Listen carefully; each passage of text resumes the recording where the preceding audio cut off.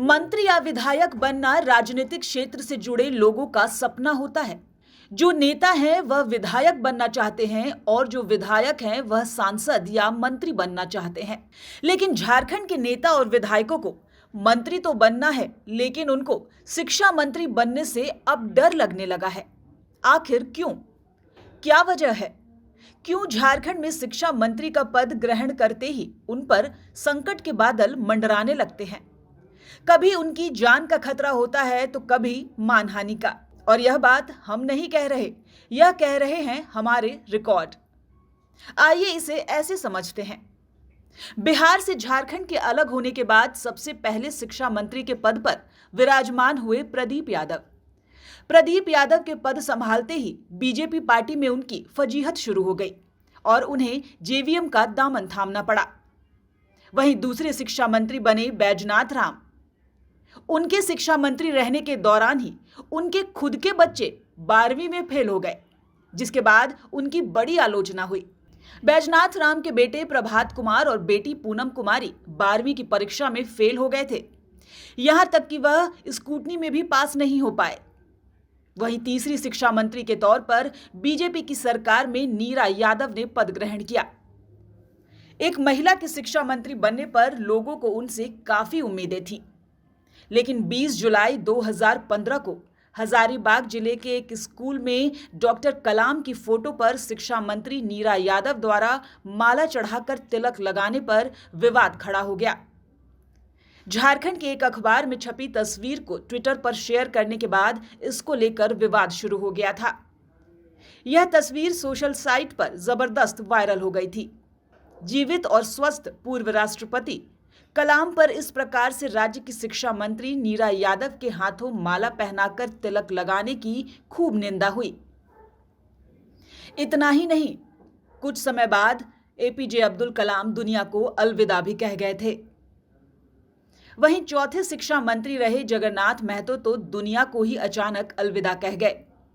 Corona होने के बाद जगन्नाथ महतो अपने पैरों पर दोबारा खड़े भी नहीं हो पाए। डॉक्टरों की काफी जद्दोजहद के बाद भी उनकी जान नहीं बचाई जा सकी।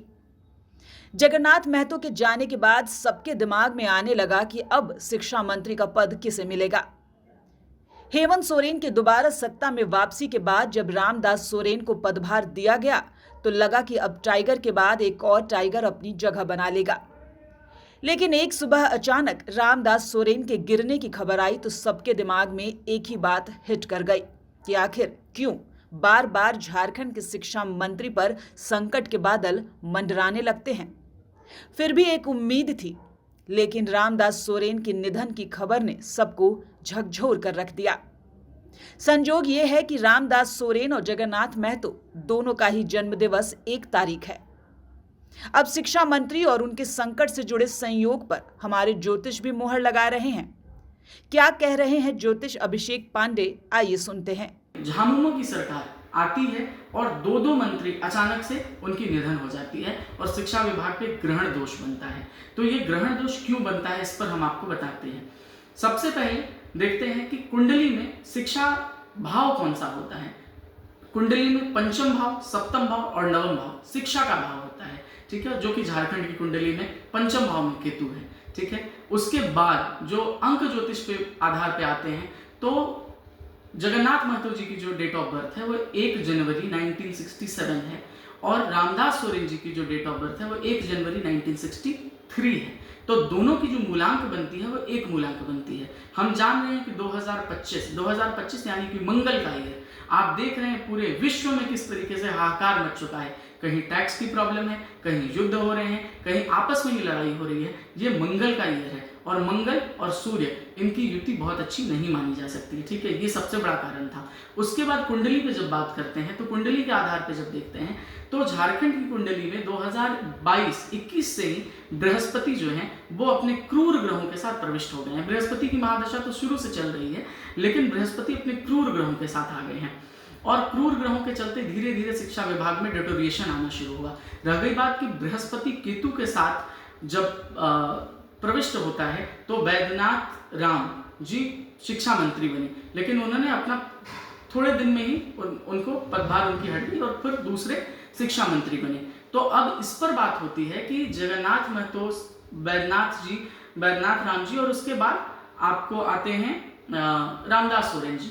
तो 15 अगस्त 2025 की रात्रि 8:58 पे बृहस्पति की महादशा में केतु का अंतर्दशा समाप्त होता है और यहाँ पूरे झारखंड के जनमानस को पता चल जाता है कि रामदास सोरेन जी हमारे बीच नहीं रहे। तो ये ग्रहों की चाल है, कहीं ना कहीं ग्रह का बहुत बड़ा प्रभाव है जो कि शिक्षा विभाग पे पूर्णतया आधिपत्य है। तो केतु इसका सबसे बड़ा कारक माना जा सकता है। लेकिन आने वाला क्या समय इसी तरीके का रहेगा? क्या शिक्षा विभाग में इसी तरीके की प्रॉब्लम आएगी? तो मैं बताना चाहता हूं कि बृहस्पति जो है वो अतिचारी है। 6 अक्टूबर 2025 तक बृहस्पति की जो चाल है वो बहुत ही तेज गति के साथ चल रही है और बृहस्पति की अतिचारी जो चाल है वो बहुत ही खराब माना जाता है, उसको एक नकारात्मक प्रभाव माना जाता है। कहीं ना कहीं महाभारत काल में भी बृहस्पति जो है वो अतिचारी हुए थे, उसी तरीके से पुनः बृहस्पति अतिचारी हैं, लेकिन वो 6 अक्टूबर 2025 को सामान्य हो जाएंगे। तो हमारा ये कहना है कि ज्योतिषीय दृष्टि से शिक्षा विभाग पे अभी वर्तमान में 6 अक्टूबर 2025 तक कहीं ना कहीं परेशानी आती रह जाएगी। तो अभी किसी को प्रभार दे दिया जाए और उसके बाद 6 अक्टूबर 2025 के बाद जब बृहस्पति की महादशा में शुक्र का अंतर्दशा आएगा तो फिर से हमारा झारखंड का शिक्षा विभाग पूरी तरीके से स्वच्छ, पूरी तरीके से सेफ, पूरी तरीके से कवच में आ जाएगा। तो कहीं ना कहीं ज्योतिषों का भी मानना है कि शिक्षा मंत्री पर संकट के बादल तो हैं। बहरहाल अब लोगों की निगाहें इस पर टिकी हैं कि अगला शिक्षा मंत्री का पद किसे मिलेगा, कौन होगा वह नाम और क्या होंगे संयोग। द समाचार पत्र के लिए प्रतीक सिंह की रिपोर्ट।